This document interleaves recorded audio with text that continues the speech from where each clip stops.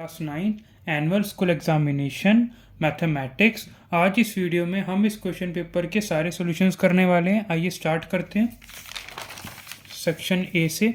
Section A में इसमें 20 question होंगे और हर एक क्वेश्चन इसमें 1 मार्क का है। तो क्वेश्चन 1 स्टार्ट करते हैं। क्या कह रहा है क्वेश्चन में, जो इक्विलेटरल ट्राइंगल है उसका जो ऑल्टीट्यूड है वो 6 सेंटीमीटर है, तो the length of it side will be. देखो क्वेश्चन में क्या क्या रहा है, जैसे मान लो कि ये एक कोई ट्राइंगल है, ये मैंने बना दिया। ये मान लो आप इक्विलेटरल ट्राइंगल है और यहाँ से इसका एक ऑल्टीट्यूड आया, तो ये हमारा हो गया 6 सेंटीमीटर। तो हमसे पूछ रहे हैं अब इसकी साइड कितनी है, क्योंकि इक्विलेटरल ट्राइंगल की साइड तो तीनों सेम होती हैं, हमें इसकी साइड निकालनी है। तो इसका ना एक फॉर्मूला होता है, देखो हाइट ऑफ ऑल्टीट्यूड इक्वल होता है √3a/2। ए का मतलब इक्विलेटरल ट्राइंगल की साइड। अब आप देखो हाइट ऑफ ऑल्टीट्यूड हमारा 6 है और ये किसके इक्वल होगा, √3a/2 के। 2 इधर आकर के मल्टीप्लाई हो जाएगा, 6 2 ज़ा हमें क्या मिल गया 12। 12 इक्वल्स टू √3a। अब ये जो √3 है इधर आकर के डिवाइड हो जाएगा इक्वल टू a। अब 12 को मैंने ब्रेक करके लिख दिया 4 × 3 में, और एक 3 का मतलब होता है 2√3, यानी हम एक 3 को ऐसे लिख सकते हैं √3 × √3 के प्रोडक्ट के फॉर्म में। 4 × √3 × √3/√3 है, ये कट हो गया। यहाँ पे a की वैल्यू यानी हमारी साइड ऑफ इक्विलेटरल ट्राइंगल आ गई 4√3 centimetre. Next question, question number 2, how many lines can pass through a single point. तो कितनी लाइन पास हो सकती हैं, इनफाइनाइट। और क्वेश्चन 1 का ना मार्क कर दो, 4√3 आया था ना हमारा। और कितनी लाइन पास हो सकती है एक सिंगल पॉइंट से, ये तो हम पढ़ते आ रहे हैं, इनफाइनाइट लाइंस पास हो सकती हैं। अब अगला क्या कह रहा है, क्वेश्चन नंबर 3 में कह रहा है the coefficient of x in x³ + 4x² - 2x + 5। यानी जो x का कोफिशिएंट है वो क्या है, आप देखो x के साथ क्या है, यहाँ पर -2 है ना, तो ये -2 पर हमने राइट लगा दिया। अब हमारा क्वेश्चन नंबर 4, ठीक है, इसको सॉल्व करते हैं। देखो कुछ ऐसा दे रखा है ना हमें क्वेश्चन में, हमें इसकी वैल्यू निकालनी है ना। तो देखो सबसे पहले हम क्या कर सकते हैं, देखो सबसे बढ़िया मैं आपको बताता हूँ। आप एक काम करो, 81² जो लिखा हुआ है ना, आप इसको ऐसे ही लिखा रहने दो, ठीक है। और इसको अगर मैं हटा दूँ ना, तो इसको हटा करके मेरा आ जाएगा 1/4, ठीक है।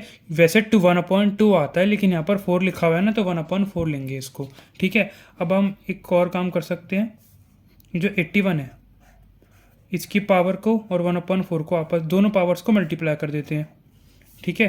तो ये हमारा कितना हो गया 81 2/4 हो गया, ठीक है। अब मैं आपको एक और चीज़ बताता हूँ, यहाँ पर 81 को मैं क्या लिख सकता हूँ, ये 9 का स्क्वायर है ना, तो 9² 2/4, ओके। अब 9 दोनों पावर आपस में मल्टीप्लाई हो जाएंगी, 2 × 2/4। अब 9 4/4 हो गया और ये कैंसिल हो गया, तो यहाँ पे बच गया हमारा 9, ठीक है। ये तो था इसका पहला मेथड, इसका आंसर हो जाएगा 9। पहले ना 9 टिक कर देते हैं, ये रहा। अच्छा, अब बात करते हैं उन बच्चों की जिनको ये वाला मेथड मेरे से नहीं समझ में आया, तो मैं एक और दूसरा मेथड से सॉल्व करा देता हूँ उसको। आइए इसको दूसरे मेथड से करते हैं। देखो हम इसमें क्या करेंगे, अब ये लगा रहने दो। 81 को मैं क्या लिख सकता हूँ, 9 का स्क्वायर है ये, और ये वाला स्क्वायर एज इट इज़। अब ये क्या हो जाएगा हमारा 9 2 2 ज़ा 4 हो गया, तो 9 की पावर ये हो गई 4, ठीक है। अब मैं ये वाला रूट हटाऊंगा, ठीक है। इसको अगर मैं हटाता हूँ तो मेरा वही 1/4 आएगा, ठीक है। अब 9 both powers will be multiplied, तो 4 × 1/4 हो जाएगा। 4 से 4 कट गया, 9 हमारा बच गया आंसर, ठीक है। तो 9 आपका आंसर हो गया। अब नेक्स्ट क्वेश्चन पे चलेंगे बच्चे। Next question, question number 5। एक ना पैरेललोग्राम है और पैरेललोग्राम का नाम है ABCD। अगर उसमें एंगल A 105 डिग्री है, ठीक है, तो एंगल B कितने डिग्री का होगा, हमें ये निकालना है। तो देखो स्टार्ट करते हैं सॉल्व करना। ये देखो ये मैंने यहाँ पे बना रखा है पैरेललोग्राम, ठीक है। देखो ये रहा ABCD। अब क्या करेंगे हम, एंगल A तो 105 है ही, और एंगल B हमें निकालना है। तो देखो ये भी मैं 2 मेथड से कराऊंगा, जिसको जैसे समझ में आ रहा है वो वैसे करे। एक तो ये रीज़न हो सकता है हमारा एंगल ए जो है वो एंगल सी के इक्वल होगा, क्योंकि जो अपोजिट एंगल्स होते हैं ना वो इक्वल होते हैं हमारे। तो मैंने यहाँ पे लिख दिया एंगल ए और एंगल सी आपस में इक्वल है और दोनों 105 डिग्री के इक्वल होंगे। रीज़न हो गया अपोजिट एंगल्स जो होते हैं पैरेललोग्राम के वो इक्वल होते हैं। ठीक है, अच्छा अब ये एंगल मेरे को निकालना है। क्वेश्चन में यही तो कह रहे हैं ना कि एंगल बी निकालो। ये देखो क्वेश्चन में यही कह रहे हैं ना एंगल बी निकालो, तो यहाँ पे मैं लिख दूंगा एक्स। अच्छा, अगर ये x है तो ये भी x हो जाएगा, क्योंकि अपोजिट एंगल्स आपस में इक्वल होते हैं। ठीक है, और ये 105 है तो ये भी 105 हो जाएगा। यही मैंने यहाँ पे लिखा हुआ है। अच्छा, एक चीज़ आपको पता है कि जब भी हम इन चारों एंगल्स का सम करेंगे तो किसके इक्वल आएगा? देखो 360 डिग्री क्या आएगा? ये एंगल सम प्रॉपर्टी होती है, क्वाड्रिलेटरल की कह लो या पैरेललोग्राम लिख लो, यहाँ पर एक ही बात है, क्योंकि जो भी 4 साइडेड फिगर होती है उसकी जो एंगल सम प्रॉपर्टी होती है वो 360 डिग्री होती है। मैंने यहाँ पे क्वाड्रिलेटरल लिख रखा है, आप कन्फ्यूज हो रहे हो तो आप यहाँ पर पैरेललोग्राम लिख लो। मैंने लिख देता हूँ पैरेललोग्राम। ठीक है, अब देखो चारों एंगल का सम कर देंगे। 105 degree plus x plus 105 degree plus x. 105 और 105 को प्लस करके बच्चों आपको मिलेगा 210, और x को प्लस करके बच्चों आपको मिल जाएगा 2x इक्वल्स टू 360 डिग्री। अब ये प्लस में है, इधर आकर के माइनस में आ जाएगा, तो 360 डिग्री और 210 को अगर हम माइनस करेंगे तो 150 आएगा। ये देखो करके भी देख लो आप, 360 और 210 कितना हो गया? 150 डिग्री। ठीक है, अब 2x इक्वल टू 150 डिग्री, ये जो x के साथ 2 है ये 150 को डिवाइड कर देगा, तो x की वैल्यू हो गई 75। तो हमें यही तो निकालना था, x यानी एंगल b निकालना था। एंगल b 75 हो गया, ये हमने लिख दिया। एंगल b भी 75 हो जाएगा और एंगल d भी, क्योंकि अपोजिट एंगल्स इक्वल होते हैं। ठीक है, एक तो था देखो ये मेथड। ठीक है, अब जिसको नहीं समझ में आया मैं दूसरे मेथड से करा रहा हूँ, जिसको समझ में आया वो थोड़ा सा स्किप करके अगले वाले क्वेश्चन पे चला जाए, और जिसको समझ में नहीं आया है वो रुक जाए। ये देखो class A B C D. अब हमें यहाँ पे क्या बताना है? वही क्वेश्चन वही सेम है कि एंगल ए हमारा 105 डिग्री है और एंगल बी की वैल्यू निकालो। ठीक है, अच्छा आपको मैं एक और चीज़ बताया तो हम इसको पता है क्या लिख सकते हैं? हम लिख सकते हैं angle A plus angle B equal होगा हमारा 180 डिग्री के। अब 180 डिग्री की क्यों होगा? क्योंकि जो एडजेसेंट एंगल्स होते हैं ना, हम लिख देंगे यहाँ पर एडजेसेंट एंगल्स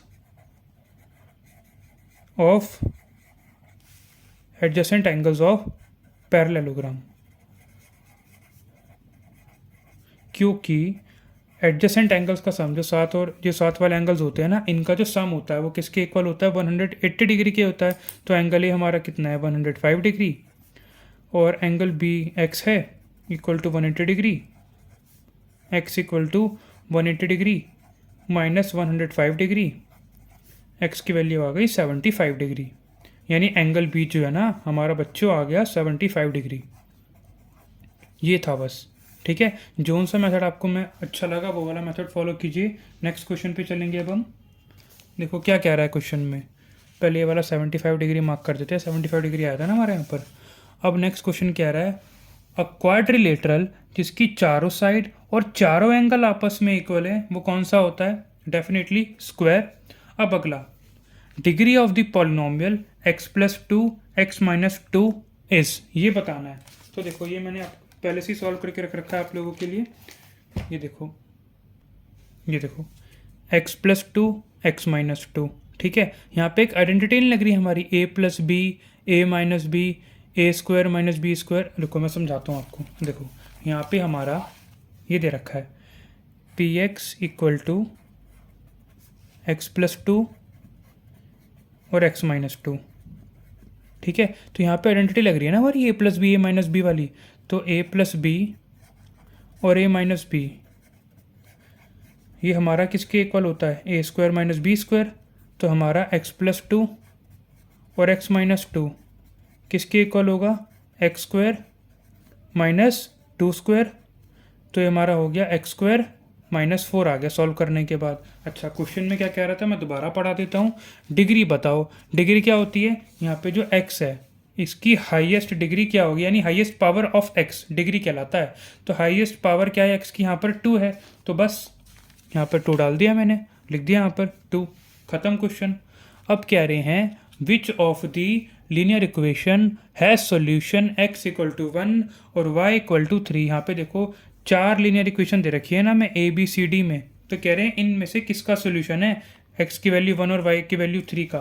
तो देखो इस क्वेश्चन को हम कैसे करेंगे, ये देखो मैंने यहाँ पे लिख दिया x की वैल्यू 1 और y की वैल्यू 3, ये लिख दिया मैंने x की वैल्यू 1 y की वैल्यू 3, और मैंने ना ए पार्ट वाली इक्वेशन यूज़ की पहले 3x minus Y equals to 2।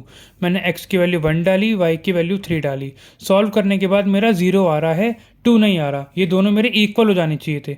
अगर ये मेरा बराबर नहीं आ रहा यानी x की वैल्यू 1 और y की वैल्यू 3 इसका सोल्यूशन नहीं है। अब बी पार्ट देखते हैं। बी पार्ट में मैंने जो इक्वेशन दे रखी है वो ली, x की वैल्यू 1 डाली, y की वैल्यू 3 डाली। सॉल्व करने के बाद मेरे को 6 मिल रहा है। क्या मिलना चाहिए था, 3 मिलना चाहिए था। यहाँ पर भी ये दोनों इक्वल नहीं है, तो यानी ये इसके भी सोल्यूशन नहीं है। अब देखो third equation, 3x minus Y equal to 0। X की वैल्यू 1 डाली, y की वैल्यू 3 डाली। 3 1 ज़ा 3, 3 माइनस 3 0।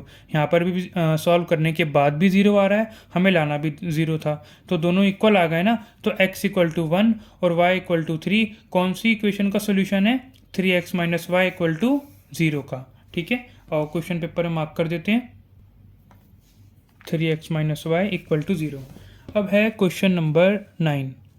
क्या कह रहे हैं, दो लाइंस हैं ए बी और सी डी जो इंटरसेक्ट कर रही हैं ऊपर।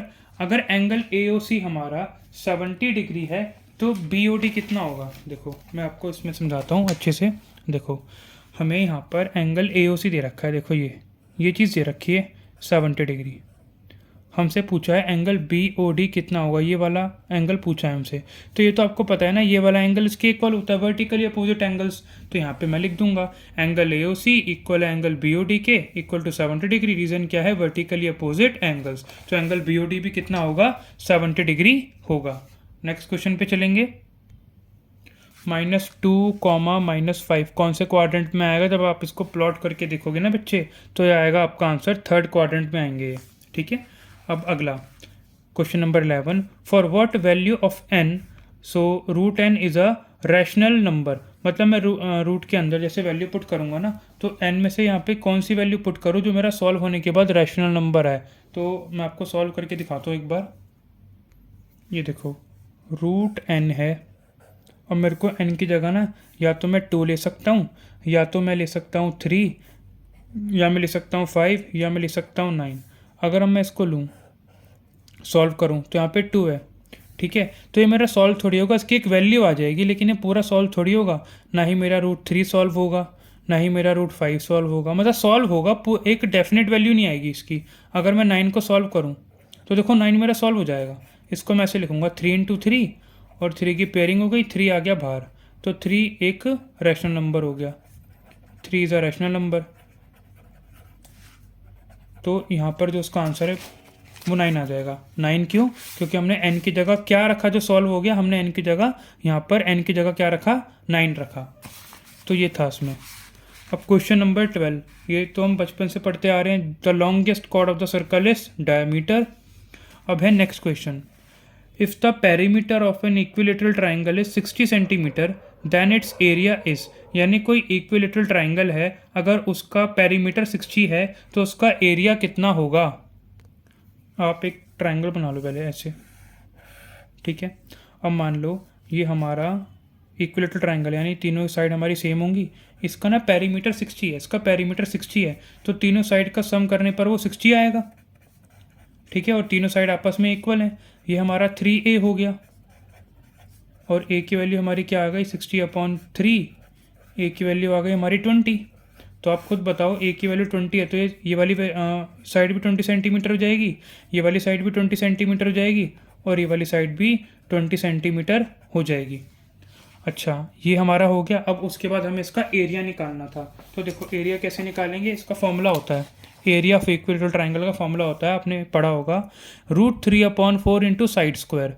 तो √3/4 इंटू साइड कितनी है 20, तो 20 इंटू 20 कर दिया हमने। अब 4 1 ज़ा 4, 4 5 ज़ा 20, ये कट हो गया। अब 20 5 ज़ा 100, और 100 का √3 से करा, 100 √3 आ गया। देखो मैं समझाता हूँ, ये देखो √3/4 इंटू 20 इंटू 20 है। अब देखो 4 1 ज़ा 4, और 4 5 ज़ा 20 हो गया। क्या बचा? √3 बचा, 5 बचा और 20 बचा। √3 इंटू 25 ज़ा कितने होते हैं? 100 होते हैं। अब 100 और √3 को मल्टीप्लाई क्या करेंगे तो क्या आएगा? 100√3। तो 100√3 हमारा आंसर हो गया। ठीक है, अब नेक्स्ट क्वेश्चन पे चलते हैं। हमें एक कोन की बेटा स्लांट हाइट दे रखी है और रेडियस दे रखी है, हमें इसकी हाइट निकालनी है। अब हम इसकी हाइट कैसे निकालेंगे? देखो यहाँ पर स्लांट हाइट कितनी है? 13। स्लांट हाइट को ना बेटा एल से डिनोट करते हैं, एल से, एल यानी स्लांट हाइट। ठीक है, स्लांट हाइट हमारी 13 है, रेडियस हमारी 5 है, हमें हाइट निकालनी है। ये कैसे निकलेगी? मैंने ना यहाँ पर एक फॉर्मूला होता है वो पुट कर दिया, L² = R² + H²। अब क्या होगा? L की जगह मैंने 13 डाला, यानी स्लांट हाइट मेरी 13 थी, रेडियस मैंने क्या थी? 5, तो 5 का स्क्वायर प्लस H का स्क्वायर।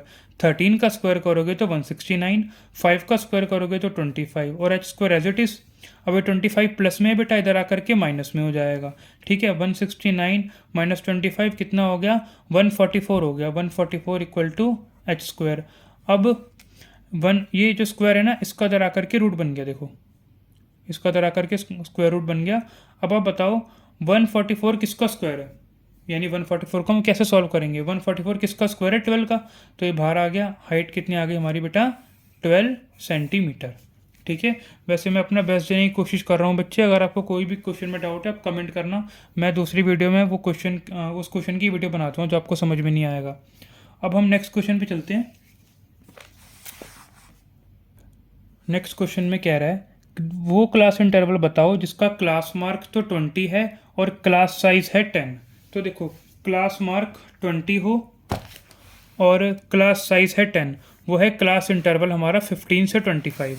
ये देखो क्लास इंटरवल है हमारा वो 15 से 25। अब मेरे को कैसे पता लगा? देखो क्लास मार्क हमारा निकलता कैसे है? अपर लिमिट और लोअर लिमिट को प्लस करो, 2 से डिवाइड करो। तो जब मैंने इसको प्लस किया आपस में और 2 से डिवाइड किया तो मेरा आ गया 20। ठीक है, अपर लिमिट, एक सेकेंड, इसकी अपर लिमिट है 25 है और लोअर लिमिट 15 है। तो जब मैं इसको प्लस करूंगा और 2 से डिवाइड करूंगा तो मेरा 20 आ गया। तो हमारी क्लास मार्क 20 आनी चाहिए और क्लास साइज अपर लिमिट और लोअर लिमिट को माइनस करने पर 10 आ रहा है, तो क्लास साइज हमारी 10 आनी चाहिए। तो ये हमारा 15 और 25 को करके आ रहा है, बाकी सबको करके नहीं आ रहा। तो हमारा 15 25 इसमें आंसर हो जाएगा, 15 to 25। अब नेक्स्ट क्वेश्चन पे चलते हैं। नेक्स्ट क्वेश्चन क्या कह रहा है कि दो एंगल्स हैं क्वाड्रिलेटरल के, एक है 85 डिग्री, एक है 115 डिग्री। ठीक है, ये देखो मैं आपको बता देता हूँ। एक क्वाड्रिलेटरल ले लिया, एक एंगल है 85, एक एंगल है 115। आगे पढ़ते हैं क्वेश्चन। बाकी के जो दो एंगल है ना वो रेशियो में है 3:5। 3:5 में तो हम एंगल्स को मान लेंगे 3x और 5x।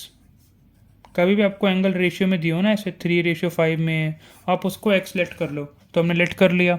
ठीक है, यहाँ पे मैंने लिख भी दिया let the other two angles भी 3x एंड 5x। अब क्वेश्चन क्या कह रहा है? क्वेश्चन कह रहा है उन दो एंगल्स का मेज़र बताओ कितना है। तो देखो सबसे पहले क्या करेंगे, इन चारों एंगल का सम कर देंगे। 3x + 5x + 85 डिग्री + 115 डिग्री किसके इक्वल होगा? 360 डिग्री के इक्वल होगा। एंगल सम प्रॉपर्टी होती है, सबको पता है। 3x और 5x 8x हो गया, इन दोनों को प्लस करके 200 आ गया। अब 200 उधर जा करके 360 के पास जा करके माइनस हो जाएगा। अब माइनस होने के बाद बच्चा 160, जो 8 है ना x के साथ, ये इसको डिवाइड कर देगा, यानी x = 160/8। आप इसको सॉल्व करोगे, x की वैल्यू आ गई 20। तो जो अदर टू एंगल्स थे हमने क्या लेट किया था? 3x और 5x। यहाँ पे x की वैल्यू पुट कर दो, 3 × 20 ये हो गया 60 डिग्री, 5 × 20 ये हो गया 100 डिग्री। तो अदर टू एंगल्स आ गए बच्चों 60 और 100 डिग्री।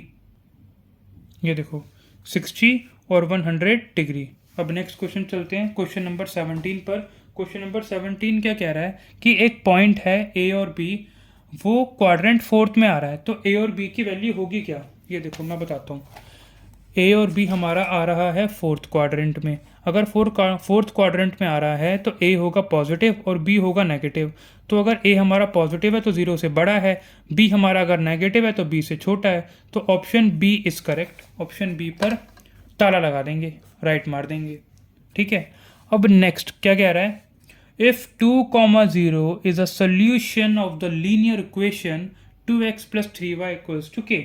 हमें एक इक्वेशन दे रखी है, ये देखो, ये रही 2x plus 3y equal to के, और x इक्वल टू 2 और y इक्वल टू 0 उसका सोल्यूशन है। अगर मैं इसमें वो पुट कर दूं, मेरे को k की वैल्यू निकालनी है, तो मैंने x की जगह 2 पुट कर दिया, y की जगह 0 पुट कर दिया। 2 2 ज़ा 4, 3 को 0 से करेंगे 0 आएगा, 4 और 0 को प्लस किया 4 आया इक्वल टू k। तो k की वैल्यू क्या आ गई हमारी, 4 आ गई। तो 4 ऑप्शन हम यहाँ पर, मतलब जहाँ पर 4 है वहाँ पर उसको हम टिक कर देंगे। ठीक है, अब 19th क्वेश्चन पर चलते हैं। असर्शन रीजन बहुत ईजी क्वेश्चन है। ये रहा क्वेश्चन नंबर 19 का। असर्शन क्या कह रहा है कि x plus 1 into 3x minus 2 plus 1 एक क्यूबिक पॉलिनोमियल है, और अब polynomial of degree 3 is called cubic polynomial. तो रीज़न तो सही लिखा हुआ है। अब असर्शन देखते हैं कि इसको सॉल्व करने के बाद ये क्यूबिक पॉलिनोमियल आ रहा है या नहीं आ रहा। ये देखो क्लास, ये रहा इसका हमारा सॉल्यूशन पूरा यहाँ तक। आप इसको देखो, x plus 1 3x minus 2 plus 1, इसको जब हम सॉल्व करेंगे, थोड़ा जूम कर देता हूँ, इसको जब हम सॉल्व करेंगे तो पहले हम x को मल्टीप्लाई करेंगे 3x माइनस 2 से, फिर 1 को मल्टीप्लाई करेंगे 3x माइनस 2 से plus 1 as it is. x को 3x से किया मल्टीप्लाई 3x स्क्वायर, x को माइनस 2 से किया माइनस 2x। ठीक है, और 1 को पूरे ब्रैकेट से करेंगे, सेम ब्रैकेट आ जाएगा plus 1, 3x square as it is, और 3x में से 2x गए, x आया, और यहाँ पर हमारा ये प्लस 1 होगा। ठीक है, ये प्लस 1 नहीं, प्लस 1 नहीं, माइनस 1 ही होगा, एक मिनट, ये 3x स्क्वायर प्लस x और माइनस 2 है ना इधर, माइनस 2 प्लस 1, ये माइनस 1 ही होगा हमारा। अच्छा, उससे वैसे मतलब नहीं था।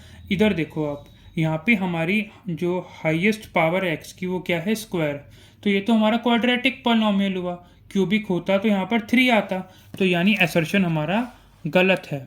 ठीक है, तो रीज़न तो हमारा ठीक है।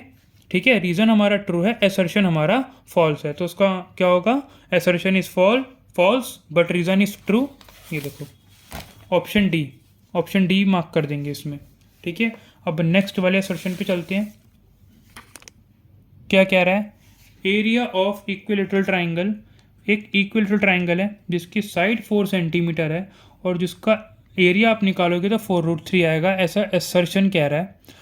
और कह रहे हैं जो फॉर्मूला होता है एरिया ऑफ इक्विलेटरल ट्राइंगल का वो ये होता है। तो रीज़न तो ठीक है। देखो असर्शन देख लेते हैं कि सही है या नहीं, वो हमें पता लगेगा सॉल्व करने के बाद। ये देखो साइड 4 सेंटीमीटर है, हमने एरिया में कैलकुलेट करने की कोशिश की, फॉर्मूला पुट करा, साइड की जगह 4 यूज़ कर लिया। तो देखो इसको आप सॉल्व करोगे ना, आपको मिला 4√3। तो क्वेश्चन में भी यही कह रहा था ना कि आपको 4√3 मिलेगा। तो यहाँ पे हमारा असर्शन भी ठीक है, रीज़न भी ठीक है, और रीज़न करेक्ट एक्सप्लेनेशन है। तो ऑप्शन ए हो जाएगा इसका राइट आंसर। अब चलते हैं बच्चे नेक्स्ट क्वेश्चन पर, एक मिनट, हाँ नेक्स्ट क्वेश्चन पे चलते हैं। Write in a triangle A B C, ये ट्राइंगल है A B C, A D perpendicular bisector है बी सी का। आपको बताना है, हमें ये प्रूफ करना है कि ट्राइंगल ए बी सी एक आइसोसेलेस ट्राइंगल है। बेसिकली हमें ए बी और ए सी को इक्वल करना है, गिवन नहीं है, इक्वल करना है। तो उसको हम इक्वल करेंगे कैसे, आइए करते हैं। ये देखो ये रही फिगर, और जो क्वेश्चन में फिगर गिवन है ना, यहाँ पर ऐसे 90 बना नहीं रखा उन्होंने, बल्कि बोल रखा है यहाँ पर परपेंडिकुलर बाइसेक्टर है, शायद वो मिस प्रिंटिंग होगी। तो देखो प्रिंट नहीं हुआ होगा वो, देखो मैंने बना दिया है प्रॉपर फिगर आपके लिए। ए डी जो है परपेंडिकुलर बाइसेक्टर है। अच्छा, परपेंडिकुलर बाइसेक्टर ना आपके दो चीज़ करता है, पहला एक तो 90 डिग्री बना देता है, दूसरा लाइन को बाइसेक्ट कर देता है। ठीक है, समझ में आया। तो ए डी परपेंडिकुलर बाइसेक्टर है बी सी का, हमें प्रूफ करना है कि ए बी और ए सी आपस में इक्वल है। तो हम इन दो ट्राइंगल का इस्तेमाल करेंगे, in triangle A D B और ट्राइंगल ए डी सी। ठीक है, ए डी और ए डी, देखो दोनों ट्राइंगल में ए डी आ रही है, तो ये हो गई कॉमन। देखो यहाँ पर एंगल ए डी बी और एंगल ए डी सी, ये दोनों ही 90 डिग्री हैं। ठीक है, तो हमने रीज़न भी डाल दिया क्योंकि ए डी हमारा परपेंडिकुलर बाइसेक्टर है। B D equal to C D, क्योंकि उसने बाइसेक्ट किया था ना बी सी को इस परपेंडिकुलर बाइसेक्टर ने, तो बी डी और सी डी भी आपस में इक्वल होगा। तो देखो 3 चीज़ें मिल गई हमें। तो आप देखो यहाँ पर ये हमारा कॉन्ग्रुएंट हो जाएगा। आर एच एस ले लो, आप आर एच एस लिख देना यहाँ पर, R H S congruency rule से ये हमारा कॉन्ग्रुएंट हो गया। और जो हमें प्रूफ करना था वो हम कह सकते हैं इक्वल है सी पी सी टी से। ठीक है, therefore triangle A B C is an isosceles triangle जिसमें ए बी और ए सी आपस में इक्वल प्रूफ हो चुके हैं। नेक्स्ट क्वेश्चन पे चलेंगे। ट्राइंगल ए बी सी और ट्राइंगल डी बी सी, ये वाला ट्राइंगल और ये वाला ट्राइंगल है, दोनों आइसोसेलेस है, दोनों का सेम बेस है बी सी। हमें प्रूफ करना है कि जो ये एंगल है ना ए बी डी यानी ये वाला एंगल, और एंगल ए सी डी यानी ये वाला एंगल, ये दोनों आपस में इक्वल हैं। ठीक है, आइए सॉल्व करते हैं इस क्वेश्चन को भी। ये देखो मैंने बना दिया, यहाँ पे आप फिगर बना दी मैंने। मेरे को गिवन है कि ए बी और ए सी इक्वल है और ये बी डी और सी डी इक्वल है। ठीक है, मेरे को क्या प्रूफ करना है कि जो ये वाला एंगल है और ये वाला एंगल है ये आपस में इक्वल है। स्टार्ट करते हैं प्रूफ करना। सबसे पहले मैं ऊपर वाला एंगल लूँगा, ट्राइंगल ए बी सी। ठीक है, आप एक चीज़ देखो, अगर ए बी और ए सी आपस में इक्वल है तो ये वाला एंगल और ये वाला एंगल आपस में इक्वल होगा। ठीक है, ये कौन सी प्रॉपर्टी होती है हमारी, angle opposite to equal sides are equal. तो वही लिखा है यहाँ पर मैंने, angle A B C equal to angle A C B, ये लिख दिया, इक्वेशन 1 मान लिया। अब उसी तरह आप ये देखो, एन ट्राइंगल ये वाला बी सी डी बोल लो, डी सी बी बोल लो, एक ही बात है। यहाँ पर ये दोनों साइडें इक्वल हैं। आप इस ट्राइंगल को ऐसे देखो रोटेट करके, अब देखो अगर इसकी ये दोनों साइडें इक्वल हैं तो उसका ये वाला एंगल जो है आपस में इक्वल होगा, है ना। तो मैंने वही लिखा है कि angle D B C equal होगा एंगल डी सी बी के। ठीक है, यही लिखा है यहाँ पर मैंने। ये हो गई मेरी इक्वेशन 2 और रीज़न वही, angle opposite to equal sides are equal. अब मैं क्या करूँगा, इक्वेशन 1 और 2 को ऐड कर दूंगा। एंगल ए बी सी और डी बी सी को प्लस कर दूंगा, एंगल ए सी बी और डी सी बी को प्लस कर दूंगा। देखो जब मैं एंगल ए बी सी और डी बी सी को प्लस करूँगा तो मेरे को पूरा ये मिल जाएगा, और जब मैं एंगल ए सी बी और एंगल डी सी बी को प्लस करूँगा तो मेरे को पूरा ये मिल जाएगा। और यही मेरे को प्रूफ करना था, हैंस प्रूफ। ये रहा इसका पूरा सोल्यूशन। आप स्क्रीनशॉट लेना है, स्क्रीनशॉट भी ले सकते हैं। आगे चलते हैं। ये देखिए क्लास 3/5 है और 4/5 है। हमें क्या करना है, हमें 4 रैशनल नंबर निकालने हैं इनके बीच में। ठीक है, तो देखो आपको जितने भी रैशनल नंबर निकालने होते हैं ना उसमें 1 प्लस कर दो, 5 के इक्वल आ गया। अब उसके न्यूमरेटर और डिनोमिनेटर दोनों साइड मल्टीप्लाई कर दो, तो 3/5 बन गया 15/25, 4/5 बन गया 20/25। इनके बीच में आ गए ना 4 रैशनल नंबर, 16/25, 17/25, 18/25 एंड 19/25। अब नेक्स्ट क्वेश्चन पे चलेंगे। नेक्स्ट क्वेश्चन ये रहा, चॉइस वाला है वैसे, लेकिन मैंने फिर भी सॉल्व कर दिया है, कहीं किसी बच्चे को ये वाले में ये वाला करना हो। तो इसको अगर हम सॉल्व करेंगे, 8 को लिख सकते हैं 2 क्यूब और ये raise to the power 2/3 minus √9 को सॉल्व करके 3 आएगा, और किसी की भी पावर 0 होती है तो 1 के इक्वल होता है, ब्रैकेट है तो मल्टीप्लाई आया, both powers will be multiply, 3 से 3 कैंसिल आउट हो जाएगा, बचेगा 2 - 3। 2 का स्क्वायर कितना होता है 4 - 3 कितना आ गया 1, और ये हमारा आंसर हो गया। कोई भी क्वेश्चन नहीं समझ आ रहा, घबराओ मत, आप मेरे को कमेंट कर देना, मैं वीडियो बना दूंगा उसके ऊपर। ठीक है, अब question number 23, find the mirror image of 5, -6 along X axis and along Y axis. यानी ये जो पॉइंट है इसकी मिरर इमेज बनानी है एक्स एक्सिस के अलॉन्ग भी और वाई एक्सिस के अलॉन्ग भी। आइए बनाते हैं। ये देखिए ये पॉइंट है हमारा 5, -6। ठीक है, हमें इसकी मिरर इमेज बनानी है। देखो ना, यही तो लिखा हुआ है ना कि 5, -6 है। सबसे पहले मैंने ये वाला पॉइंट प्लॉट किया और इसकी मेरे को मिरर इमेज बनानी है पहले एक्स एक्सिस के अलॉन्ग। तो एक्स एक्सिस के अलॉन्ग यहाँ पर बनेगी, यहाँ पर बनने से क्या होगा, एक्स की वैल्यू तो 5 ही रहेगी लेकिन वाई की क्या है 6 हो जाएगी। ठीक है, ये मैंने लिख दिया, mirror image of point is this along the x axis. अब हमें बनानी है वाई एक्सिस के, वो भी मैं आपको दिखा देता हूँ कैसे बनेगी।